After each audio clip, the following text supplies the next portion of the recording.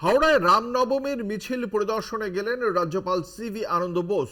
হাওড়ার বিভিন্ন এলাকায় আজ তিনি যান। তার শিবপুর সহ একাধিক এলাকায় গিয়েছেন সিভি আনন্দ বোস। প্রশাসনিক এবং আধিকারিক এবং স্থানীয়দের সঙ্গে কথা বলেন।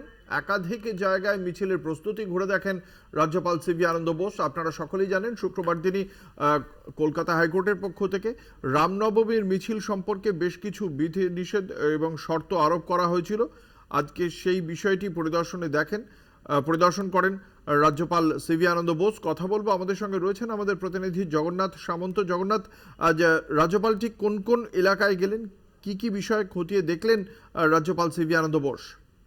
তো তুমি জানোই যে আজকে রামনবমী মিছিল কোন কোন জায়গা থেকে পারমিশন দেওয়া হয়েছে, সেই রুটটা অর্থাৎ শিবপুর, কাজীপাড়া, রামকৃষ্ণপুর ঘাট পরিদর্শন করলেন এবং মিছিল আজকে যেটা হবে সেই মিছিলে কি কি প্রস্তুতি আছে এবং সবচেয়ে বড় কথা আইন শৃঙ্খলা কিভাবে রক্ষা করা হবে, পুলিশ কি ব্যবস্থা নিয়েছে, পুরো নিজে প্রদর্শন করে সিভি আনন্দ বোস দেখলেন এবং কথাবার্তা বললেন।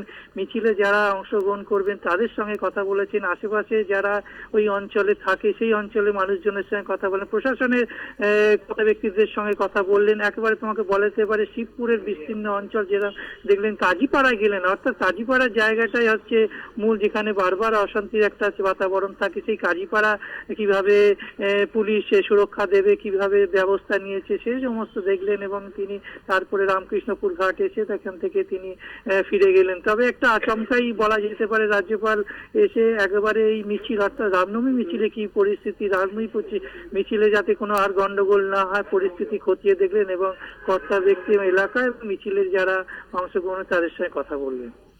ধন্যবাদ। আমাদের সঙ্গে ছিলেন আমাদের প্রতিনিধি জগন্নাথ সামন্ত।